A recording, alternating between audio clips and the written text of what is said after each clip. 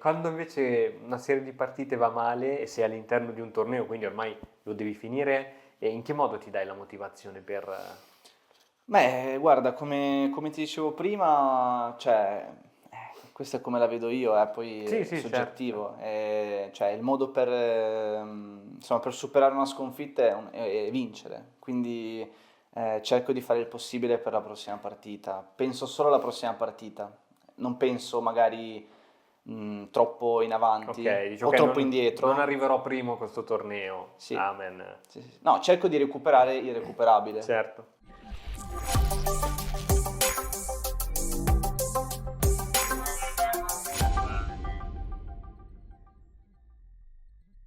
Eccoci qui Paolo, benvenuto in questo nuovo podcast. Gli amici di Matto Scacco fremevano dalla voglia di conoscerti, abbiamo già dato qualche anticipazione su Instagram e quindi eccoci Grazie, qui. Allora grazie. io direi partiamo dagli albori. Sì. Come oggi sei un fortissimo giocatore di scacchi, ma come ci sei arrivato? Allora, quando ti è scattata la scintilla? Diciamo che ho iniziato molto presto da bambino alle elementari, in seconda Oh, elementare, e il mio maestro di italiano era un grande appassionato di scacchi e quindi nelle fantastico. ore pomeridiane ci insegnava a giocare a scacchi, ci faceva divertire e poi da così è nata cosa, insomma, i miei genitori mi hanno sostenuto parecchio per farmi fare i tornei, per potermi allenare, quindi insomma è una passione che nasce da Quindi, insomma, a un lontano. certo punto hai iniziato a battere il tuo prof di italiano? Sì, sì, sì, sì, diciamo che dopo qualche partita sono riuscito Ok, intanto a pareggiare ok, ok. e quindi sì, ero al settimo cielo, come puoi Ok, immaginare. e da lì, insomma, poi immagino perché poi il bambino entusiasta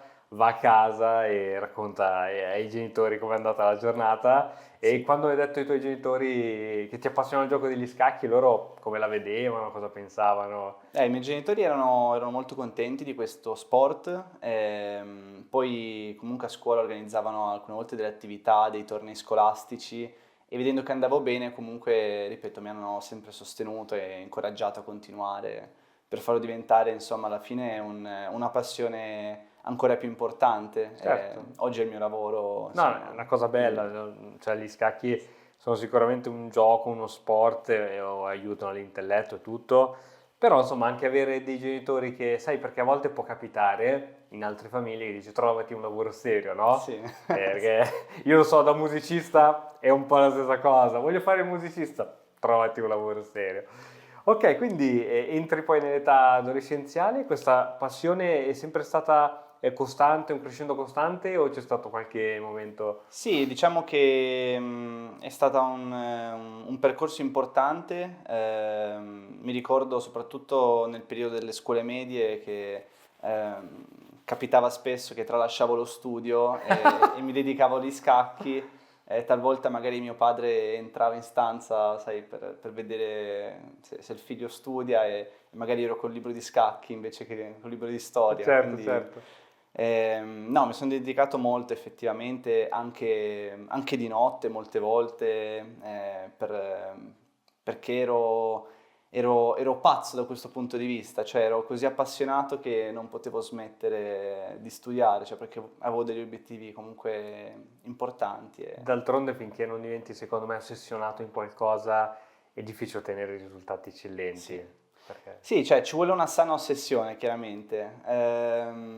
Io mi sento di dire che alcune volte magari ho anche esagerato con questa ossessione per gli scacchi, però insomma alla fine facevo quel che mi rendeva felice. Certo, cioè, quello è Eh, importante. E qual è quella volta in cui dici, qui ho veramente esagerato? Cioè, ti va di raccontarcela?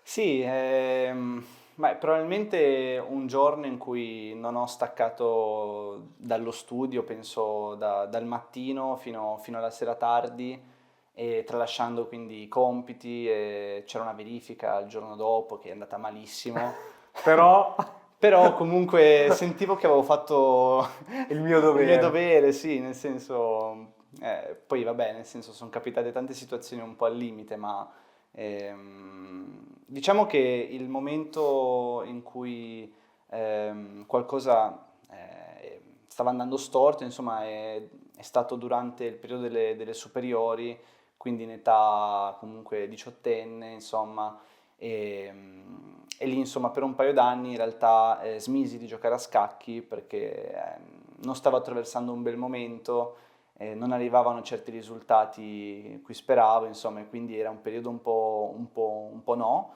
però poi ho ritrovato la forza e mi sono rimesso in gioco con buoni risultati, insomma, quindi Sai sono cosa contento. mi ha stupito? Di prima quando ti ho fatto la domanda mi hai detto, mi ricordo quella volta che ho studiato dalla mattina alla sera, no?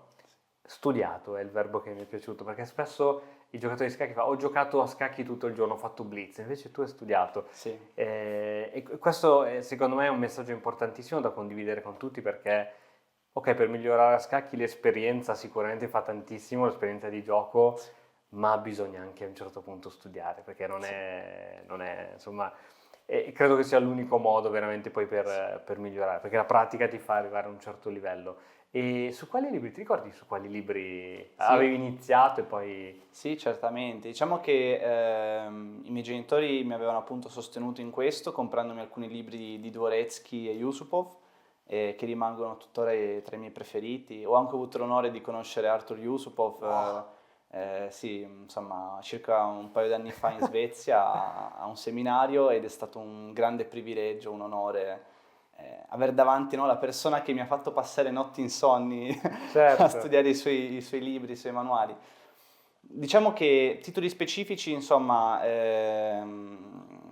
sulla strategia in generale, insomma, sui ok. finali, per quanto riguardava le aperture, magari mi affidavo alle enciclopedie, sai, quei Sì, sì, sì, volumi c'erano i enormi. mattoni, sì, come si eh, chiamavano? C'avevano dei nomi, C'era adesso, l'enciclopedia A, B, C, D, sì, sì, sì, E, l'informatore, scacchi... l'informatore, sì. Mi basavo mattoni su così. quello e mi mettevo lì ad Madonna, analizzare, a giocare sì, sì, sì, anche, sì, diciamo, da solo, me contro me, sì, sì, sì, insomma, sì. alcune partite di allenamento per vedere Che se mi piaceva la linea. spettacolo, sì, sì, no, era bellissimo. Anche io mi ricordo che da piccolino proprio me li divoravo i libri di scacchi. Mi ricordo periodo medie superiori, i miei compagni di classe mi dicevano, oh, stasera esci con noi. E no, mi è arrivato il nuovo libro di scacchi, devo Eh, studiare, no? E sai che cosa ho notato? Che quando ero piccolino, e questa era, diciamo, una mia piccola passione, ed ero sponsorizzato solo dai miei genitori, prendevo un libro alla volta, quindi mi divoravo il libro in una settimana e me ne facevo comprare un altro. Adesso che magari me ne ordino 10 alla volta, cioè, non ho più quella costanza, capito? A volte sono talmente tanti che leggi un po' di qui, un po' di lì, poi alcuni non li sì. finisci. D'altronde crescendo c'è un po' meno tempo C'è per... meno tempo, è vero.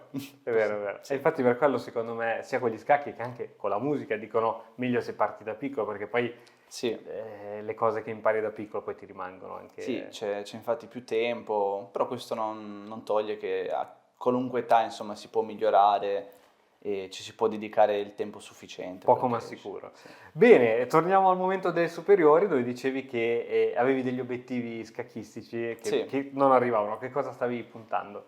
Sì, diciamo, probabilmente in quel periodo lì ero maestro, quindi era un po' il salto da maestro a maestro fide e ho Ok. avuto un po' di difficoltà. Mi sembra che ci misi un paio d'anni per arrivare, Beh.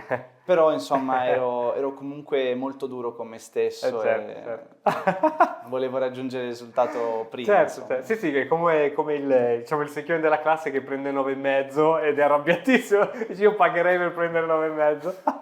Sì, sì, sì, no, infatti, no, però insomma alla fine devo essere contento per il percorso e i sacrifici appunto che hanno fatto i miei genitori, insomma, sono stati ampiamente ricompensati e sono molto grato di questo. Sì, perché poi per chi non ha mai fatto tornei di scacchi sono dispendiosi anche proprio in termini Sì, economici e tantissimo. soprattutto appunto se hai un figlio minorenne, tu genitore devi andare con lui, quindi camera doppia, Sì, mangiare fuori per due, sì. poi uno si organizza, panini eccetera, però comunque è veramente... Sì, sì, effettivamente sì. Mi ricordo un sacco di volte mi ha accompagnato mio padre, insomma, quando ero più piccolino magari entrambi i genitori, Certo. poi più mio padre e siamo stati in diversi posti insieme, Repubblica Ceca, a Wow. Barcellona e mi ricordo appunto che ero un ragazzino, poi dopo la partita andavamo a mangiare qualcosa, era molto bello, Esatto, ma sai che stavo momenti per dirti la speciali. stessa cosa, Sì. perché questi momenti dove tu passi, magari solo con tuo papà o solo con tua mamma, creano dei momenti unici dove puoi veramente rafforzare anche proprio il rapporto familiare. Sì, E anch'io proprio ho tantissimi bei ricordi c'era questo, qui c'è tuttora un circolo di Varese che organizzava tornei sui laghi, no? Luino, da queste zone qui. E mi ricordo quando mi accompagnava mio papà era particolarmente bello perché poi tra un turno e l'altro ti fai una passeggiatina sul lago, così parli più sì, del meno. Molto bello. sì, Ok, quindi eri praticamente già maestro alle superiori, ma i tuoi sì. compagni di classe cosa dicevano? Conoscevano di questa tua passione? Sì, diciamo che ci sono stati alcuni momenti simpatici, cioè magari durante le scuole elementari, scuole medie, ogni tanto magari vincevo una coppa e la portavo in classe Ok, perché appunto i maestri erano contenti e anche i miei compagni, no? E quindi poi invece alle superiori un po' meno, gli nel hai fregato senso niente che nessuno. sì, nel senso che alla fine magari i professori tendono ad essere un po' È meno vero, elastici, è no? vero. Comprensivi. E quindi insomma l'ho vissuta comunque normalmente, cioè andavo a fare i miei tornei e poi quando avevo tempo studiavo. Mamma mia, che poi i tornei Scuola. quasi sempre sono nel weekend, no? Sì, Quindi magari stai fuori venerdì, sabato e domenica e lunedì magari è una verifica. lunedì magari si saltava. Casualmente mi C'era il veniva un weekend dolore. lungo. Sì, Sì. io penso sempre che dovrebbero inventare un giorno tra domenica e lunedì. Ci vuole veramente perché arriva troppo in fretta lunedì. No, comunque nel senso, ora non vorrei far passare il messaggio che ho tralasciato troppo la scuola, cioè nel senso sì, un po' è vero, ma comunque alla fine l'ho portata a termine normalmente, insomma, Certo, senza certo. problemi.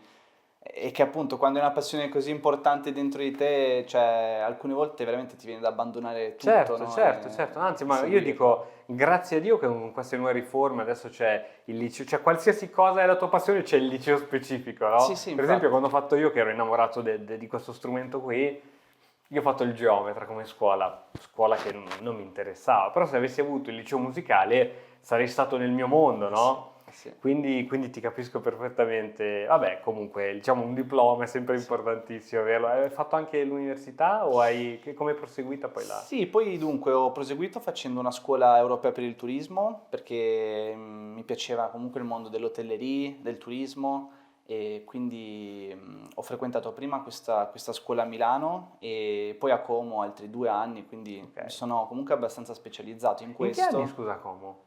Era il periodo Covid comunque, Ah, ok, quindi ok. Ok, ok. 2020-2021.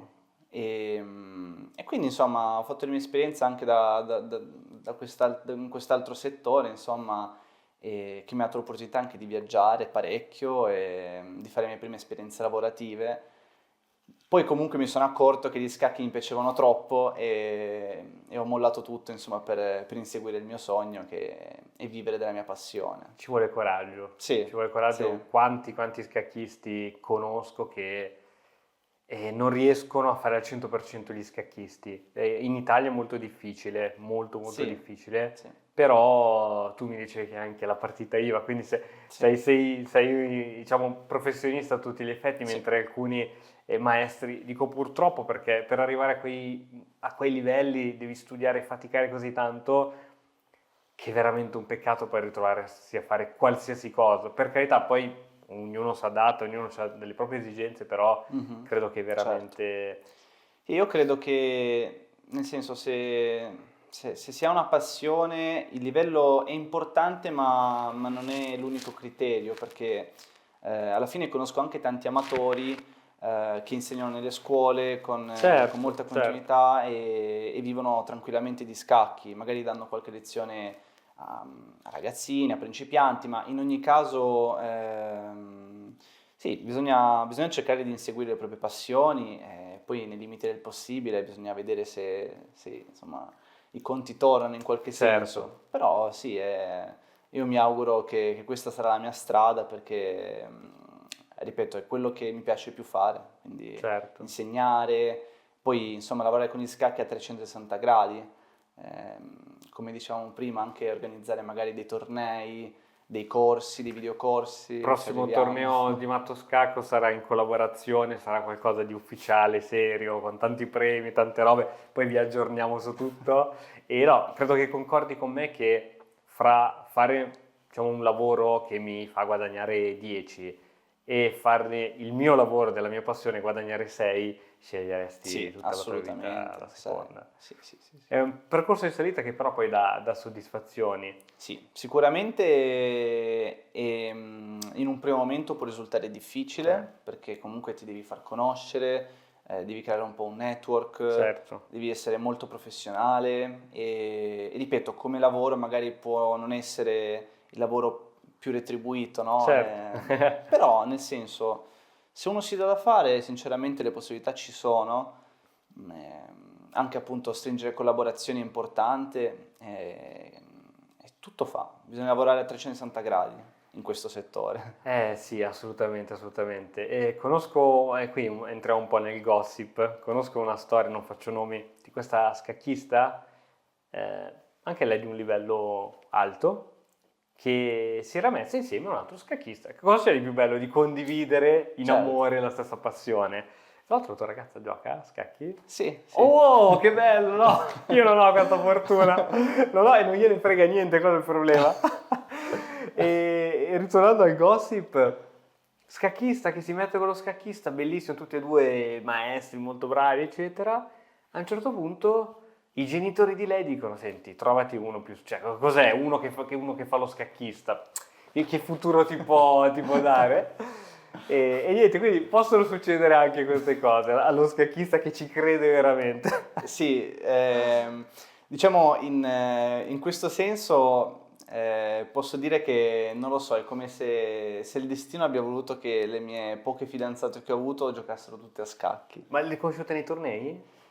Mm, diciamo una metà sì e Ok, l'altra ok, sono ok, poche ok. comunque.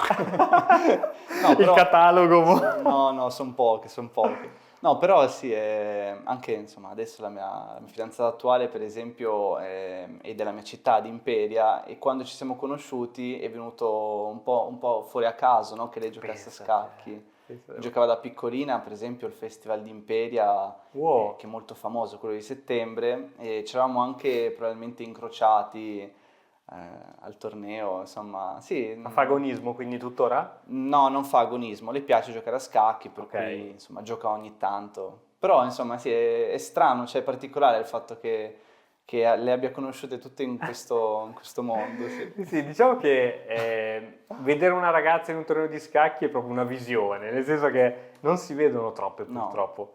E tutti noi ci domandiamo perché. E l'altro ieri sera, proprio prima di andare a dormire, sto leggendo questo libro che parla di psicologia e diceva di quanto noi maschi siamo molto più ossessionati dalla logica, dai numeri, dal far tornare le cose, mentre diceva che le femmine hanno un'intelligenza più emotiva, sì. più eccetera. Quindi forse è dato da questa cosa, perché alla fine è molto logica questo gioco.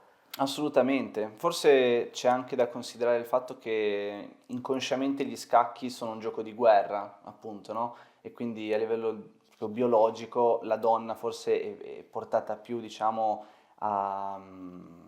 insomma, sport, cose un po' più tranquille, no? È vero. Rispetto all'uomo, ma è solo Sì, sì, sì. un'idea, insomma. Però possiamo dire che gli scacchi rappresentano la realtà al 100% perché chi comanda è la donna. Cioè, il pezzo più forte è la donna. Sì, sì, sì. No, ma assolutamente, cioè non c'è distinzione No, no, per no, no, questo. di sesso. Ma e comunque penso veramente che anche il gioco degli scacchi, dimmi se sto dicendo una cavolata o se anche tu hai notato questa cosa qui, rispecchia in tanti aspetti la vita, ma Sì, soprattutto vedendo giocare un giocatore riesci a percepire il suo carattere anche senza conoscere la personalità di quel giocatore. sì, Esempio, sì. c'è un mio carissimo amico che è pignolissimo, precisino, sai di quelli così? E quando gioca a scacchi dici, ah, questo ha quel carattere lì. Poi vedi magari uno un pochettino più e che gioca in maniera più. Hai notato Sì, o è dico. verissima questa cosa, cioè gli scacchi riflettono l'anima, no? Lo specchio dell'anima, come si dice. Infatti, secondo me, anche un buon modo per migliorare a scacchi è proprio, prima di tutto, conoscere se stessi, perché poi, insomma, se vogliamo migliorare a scacchi, rifletteremo in qualche modo Certo, il nostro modo di essere e magari potrebbe essere un'idea, a un certo punto, cambiare stile di gioco e provare a essere esattamente l'opposto di quello che siamo, ovvero se siamo magari persone tendenzialmente tranquille e quindi giochiamo in una maniera magari solida, strategica, per fare quel salto di qualità che poi ci può anche aiutare nella vita, può essere un'idea giocare d'attacco, insomma. È interessante questo dualismo. È vero, sì, Io lo sì. consiglio ai miei allievi normalmente, cioè dopo un po' di tempo che magari adottano Uno stile. uno stile, cambiare, sì, completamente. Tu pensi che a seconda della propria personalità ci siano delle aperture più affini o dici, secondo me, qualsiasi persona potrebbe giocare qualsiasi apertura? Eh sì, può essere che ci sono delle aperture più affini di altre. Non so, per esempio mi viene da dire chi è un po' pauroso, chi è un po' solido, no? Che non vuole prendere troppi rischi, un'apertura buona per lui potrebbe essere la slava, la difesa slava, perché è una roccia, o Certo, una certo, semislava, certo, insomma, certo. difese così, che invece magari è estroverso. Nella vita, ecco, magari giocare una siciliana, partite aperte, no? Certo. Con fuochi Sì, d'artificio. sì, sì, sì, sì, è vero, è vero, Può è vero. essere, Sì, può sì, sì, il essere. prendersi troppe responsabilità dovute da queste partite così aperte Sì. dipende molto anche da uno come si sente. Poi quello che ho sempre visto e sentito dire è che da giovani in genere un po' tutti siamo meno, più avvezzi al rischio. Man Sì. mano che si diventa più grandi, anche giocatori molto famosi, man mano che diventano grandi, cinquantenni, sessantenni, settantenni, abbassavano il loro Eh, stile di non di qualità, ma come rischio, la come dose di rischio, rischio. sì, sì, sì. Eh no, infatti alcune volte no, non dico che ci rimango male, però mi sembra un po' limitante, no, per alcuni giovani che magari appunto vogliono costruire un repertorio di aperture, affidarsi a dei setup troppo rigidi, troppo standard. Chiaramente se non hanno il tempo di studiare può Certo, essere una buona idea, però se appunto vogliono mettersi in gioco e vogliono migliorare, vogliono comunque studiare un po', è bene appunto ampliare le proprie conoscenze, cioè non giocare il classico schema, ora, senza fare nomi in apertura, ma certo. nel senso Sì, sì, sì, sì. espandere, no? La Il propria sistema visione. dicevamo, sistema non... Eh. L'innominata, apertura No, innominata. che poi per esempio il sistema di Londra è molto interessante, no? Ti interrompo velocemente per ricordarti che ho realizzato un mini corso completamente gratuito per migliorare a scacchi. Si chiama Scacchi Vincenti e trovi il link per accedere qui in descrizione e nel primo commento. Ora basta, ti lascio continuare con la puntata. Ciao! Il sistema di Londra è un'apertura, a mio avviso, estremamente interessante che, insomma si può giocare in molti modi diversi, però ecco, dicevo, è limitante giocarlo solo in un modo, cioè quello no, Sì. perché a seconda di come risponde il nero cambia tutto, quindi bisogna essere in grado di dividere i vari schemi, i vari diagrammi in molte posizioni diverse, quindi non giocate mai un'apertura in maniera troppo Certo, rigida, troppo certo. standard. E tu, Paolo, insegni anche scacchi, no? Sì. E anche noi nell'Accademia di Matto Scacco abbiamo studenti che magari stanno cercando di raggiungere la loro vetta, il loro sogno che al momento magari è 1000 punti. Sì. Quello che noto, anche qui voglio la conferma da un giocatore e un insegnante ben più esperto, è che giocatori sui 600, 700, 800 punti tendono, magari vedono un videocommento di Matto Scacco che fa vedere la partita immortale di Kasparo contro Shirov, dove sacrifica 2 regine, sacrifica tutto e vince, e tendono a giocare le loro partite in questo modo, quando per vincere essenzialmente basta non fare nulla e vinceresti. Hai notato anche tu Sì. questo spirito di lanciare le partite nel caos? Sì, sì, diciamo che secondo me all'inizio appunto l'errore più comune è quello di fare purtroppo delle brutte sviste e di perdere materiale, quindi prima di tutto bisognerebbe allenarsi sui cambi, sul vedere quindi certe combinazioni, Certo, certi certo. pattern tipici e certi schemi di attacco ricorrenti. Poi le partite di Kasparov ce le teniamo buone da una parte e magari possiamo provare a proporre uno schema che abbiamo visto in quella partita in una nostra, insomma, Certo. sicuramente, però senza esagerare, perché, ripeto, d'altronde stiamo parlando di grandissimi campioni, quindi riprodurre certe combinazioni è molto molto difficile, Certo. voglio dire. Penso che la semplicità paghi, nel Sì, senso ti minacciano un pezzo, scappa via, non fare, ah no, io te ne riminaccio un altro, perché a volte non riesci a calcolare bene tutto e non sai come andrà a finire. Esatto. Quindi a volte veramente, vuoi guadagnare 100 punti subito dagli 800, inizia a fare cose semplici. Evitare di perdere i pezzi. Sì, ti attaccano, scappo. Mi fanno scacco, mi paro. Le cose proprio più basilari. Sì. Talvolta funzionano. No, funziona perché se noi per primi non commettiamo errori gravi, probabilmente sarà l'avversario a farlo prima o È poi. vero, è vero. All'inizio è così, poi si cresce, e, insomma, chiaramente il livello aumenta e Certo. serve dell'altro per vincere. Certo. Però sì, sono d'accordo, bisogna giocare semplice È all'inizio. vero. Sì, perché poi anche i giocatori, se vediamo tantissime partite giocate online si gioca veloce, no? Anche i giocatori sui 2000 punti lasciano pezzi in Sì. presa, no? Quindi veramente c'è questo detto a scacchi che dice vince chi sbaglia per ultimo, no? Sì, Perché il primo che fa l'errore grande e poi lasci un pezzo importante in presa. Sì. E cosa ne pensi invece, secondo te, del continuare a giocare anche se stai palesemente peggio? È una cosa che tu fai, che consigli, oppure dici guarda ti hanno catturato la torre, abbandona? Questa è una bella domanda. Dipende un attimino dalla partita, no? Da chi abbiamo davanti, chiaramente, perché se diciamo non c'è differenza di punteggio tra i due giocatori, diciamo che il livello quindi si suppone sia più o meno lo stesso, e allora, sai, se abbiamo un pezzo in meno, secondo me non è molto rispettoso andare avanti, ecco. Questa è la mia visione. Poi all'inizio non bisogna farne troppo una colpa ai principianti, perché Certo. giustamente loro vogliono andare avanti fino allo scaccomatto, perché alla fine è quello l'obiettivo La del cosa gioco. bella. Sì, poi diciamo, ripeto, se insomma la posizione è estremamente brutta, cioè che non abbiamo proprio la minima possibilità e insomma ce ne rendiamo conto, dovremmo essere onesti e abbandonare, insomma, sì. Ok. Quello sì. Se abbiamo solo un pedone in meno, no, anche due, dai, andiamo avanti. Però Già tre? già tre, un cavallo, una torre, è tanto. Ti senti bene. E invece un programma di studio dice io voglio migliorare a scacchi. Che tipo di allenamento una persona potrebbe impostare? Perché magari tante persone che ci seguono sono amatoriali, autodidatti e vogliono impostarsi un piano di studi. Che cosa consiglieresti dalla tua esperienza?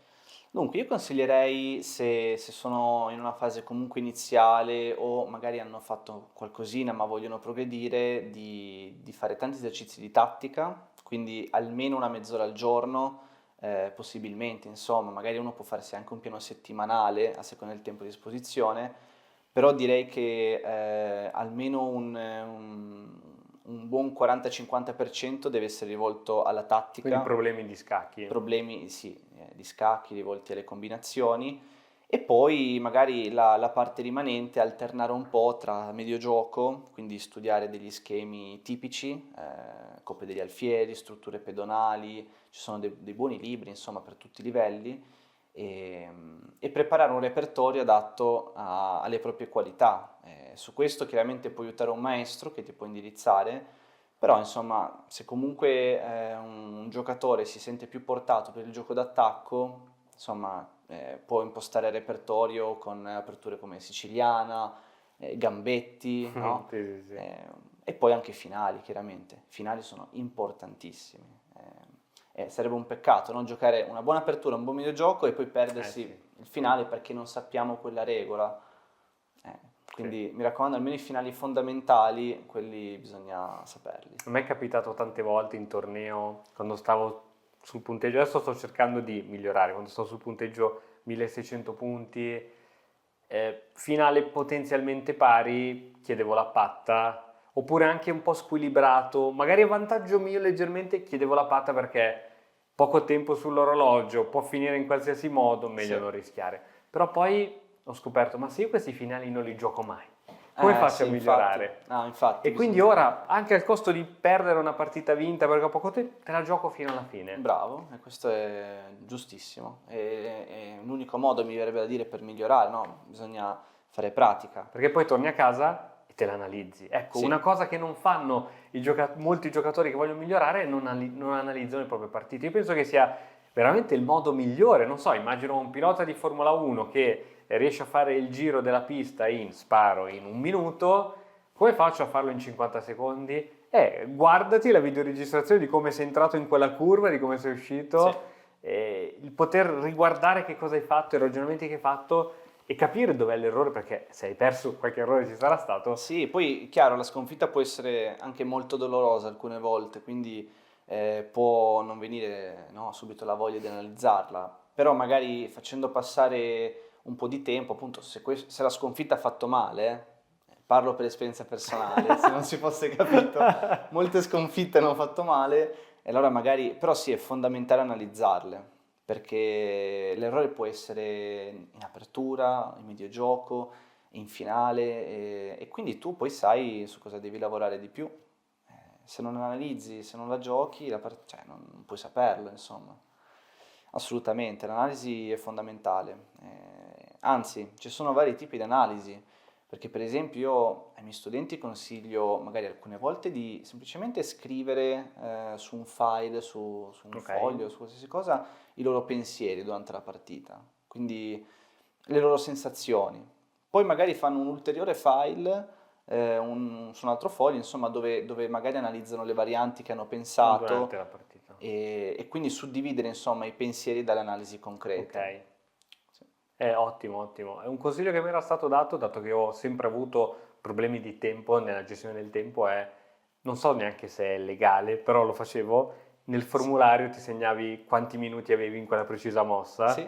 poi ci mettevi 20 minuti per fare e risegnavi sotto il tempo che era passato. Sì, giusto, Sì, anche questo. Sì, è un modo per analizzarti e capire perché ci hai messo 20 minuti a fare quella mossa che magari Esatto. era banale. Sì, magari si poteva fare una mossa un po' di braccio, no? Nel senso una mossa sicura senza calcolare sì. troppo. Perché purtroppo il tempo è una caratteristica. Uno dice hai un'ora e mezza per la partita, quando ti finisce in più c'hai la buona di 30 secondi, non ti Sembra finisce mai. tantissimo. Sembra tantissimo, no? Poi in realtà il tempo va e penso veramente che se tu ti ritrovi in Zeitnot con 3 minuti contro 30 minuti, è come avere 2 o 3 pedoni in meno secondo me, Sì. a livello proprio di gestione totale della partita. Sì, ma infatti in diverse situazioni è anche capitato che magari uno di due aveva poco tempo, la posizione era pari, chiaramente l'altro gioca sul tempo. Bisogna giocare. Sì, Quindi sì. non la vedi una scorrettezza. No, assolutamente, non è una scorrettezza, anche perché alla fine, se ci pensiamo, no, l'avversario ha pensato di più di noi all'inizio, no? Quindi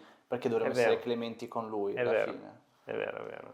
Fa parte del gioco anche Della questo. guerra, Della a guerra. proposito di guerra. Sì.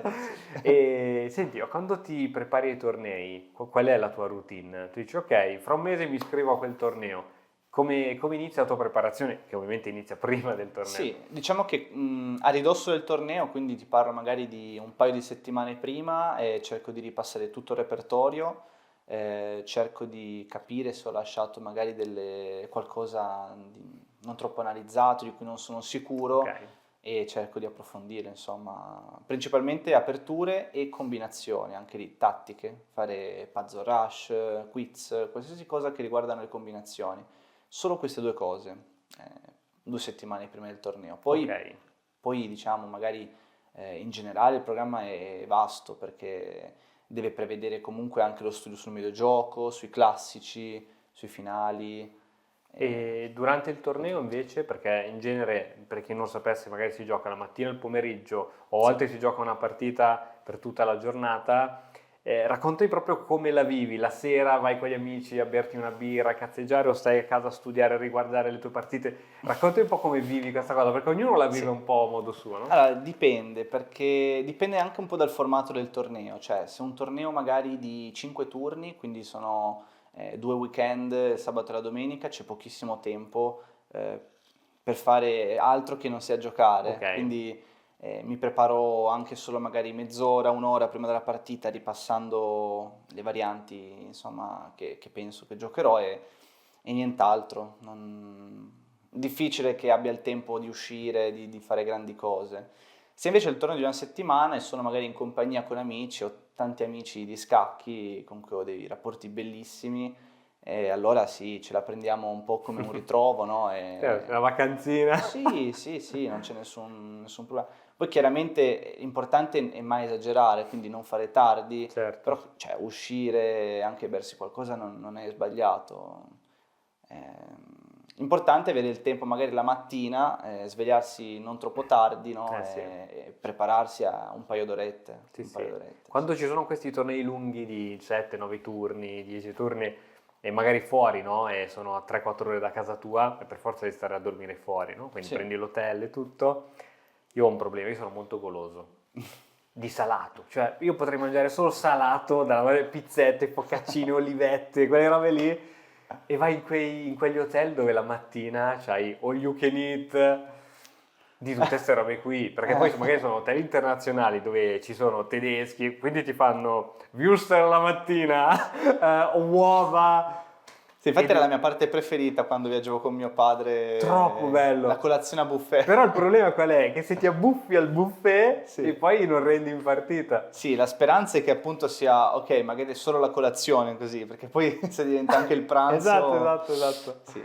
Ho fatto l'ultimo torneo e lo voglio sponsorizzare, nonostante nessuno abbia pagato, però se volete noi siamo qui a disposizione. L'ultimo torneo che l'avrei fatto anche tu perché è molto rinomato ce la posso fare? Nell'Hotel Adriatico si chiama... Ah, il Montesilvano? Montesilvano. Sì. E lì devo dirti che l'organizzazione l'ho trovata ottima, e scacchiere in legno, perché nei tornei vai anche scacchiere in cartone, i pezzi disegnati la sera prima, quindi scacchiere in legno e poi lì il torneo, e lì l'hotel era veramente all you can eat, cioè io mi ricordo che arrivavano a pranzo e dici signore questa sera cosa vuole mangiare? Tu crocettavi quello che volevi mangiare. Arrivava sera, nel frattempo che ti portavano i piatti c'era il buffet attorno, sì. patatine fritte, pizzette. Ho detto, no, devo mettere qualche chilo. Avrò messo un paio di chili in una settimana che sono stato lì. No, ne so qualcosa pure io, tra l'altro ho giocato lì a Montesilvano, quindi Si è trovato bene? proprio in quell'hotel probabilmente. Ecco. Sì, era un'occasione di un campionato a squadre, mi sembra un paio di anni fa. E sì, pur non alloggiando lì, comunque magari la sera ci ritrovavamo nella hall a giocare, a parlare e comunque vedevo insomma anche la sala, no, quanto cibo che Sì. No, poi è bello pieno. perché lì è proprio sul mare, cioè Sì. sei veramente a 50 metri dal mare. No, sono delle esperienze i tornei, per chi non avesse mai provato io consiglio sempre di fare questa esperienza, magari con un amico è più divertente che da soli, Sì. perché sono delle piccole vacanzine dove intanto fai qualcosa che ti piace, Certo. se poi racimoli un po' di punteggiuelo, che non fa mai male. Ah, beh, certo. Sì. E quando invece una serie di partite va male e sei all'interno di un torneo, quindi ormai lo devi finire, e in che modo ti dai la motivazione per... Beh, guarda, come ti dicevo prima, cioè, questa è come la vedo io, poi è Sì, soggettivo. Cioè, il modo per, insomma, per superare una sconfitta è vincere, quindi cerco di fare il possibile per la prossima partita. Penso solo alla prossima partita, non penso magari troppo in avanti Ok, dici, o ok, troppo non, indietro. non arriverò primo a questo torneo. Sì. Amen. Sì. No, cerco di recuperare il recuperabile. Certo. Invece un consiglio che posso dare io ai meno esperti di me, per esempio, perdi una partita, se sei agli ultimi turni del torneo, supponiamo terzo e quarto quinto turno, stava andando bene il torneo, perdi il terzo turno, perdi il quarto turno, ok, ti viene voglia di fare l'ultimo turno, perché poi hai anche voglia di tornare a casa, Sì. di dire, adesso gioco gambetti, robe strane.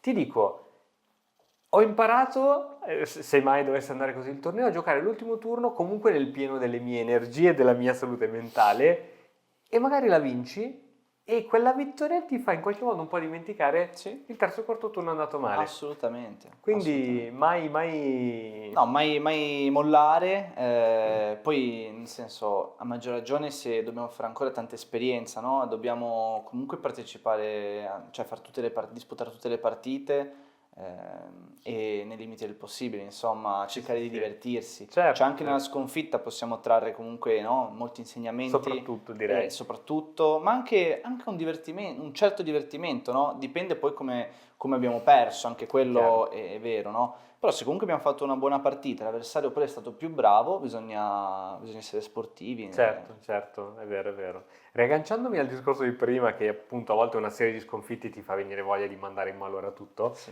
io ho la mia compagna che è nutrizionista e lei dice, se io mi sono sfondato a colazione, mi sono sfondato a pranzo, a cena non è che ti devi per forza sfondare perché ormai la giornata è andata male, no?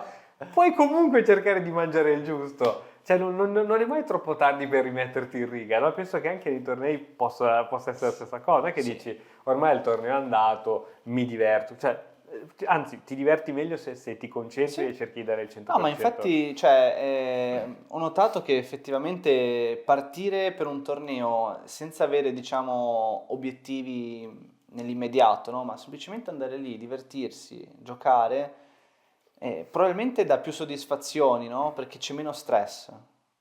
E quindi bisognerebbe partire leggeri, È no? vero, Con questo è vero. pensiero, senza farsi troppe aspettative. Verissimo. E senti, adesso quali sono i tuoi prossimi obiettivi? Scacchistici ovviamente. Beh, il prossimo mese giocherò un torneo a squadre con la squadra di Modena, con cui mi trovo molto bene in Serie A2 e sperando appunto che il prossimo anno di tornare in Master. Quest'anno avevano bisogno appunto di un giocatore in Serie A2 e sono molto contento comunque di aiutarli.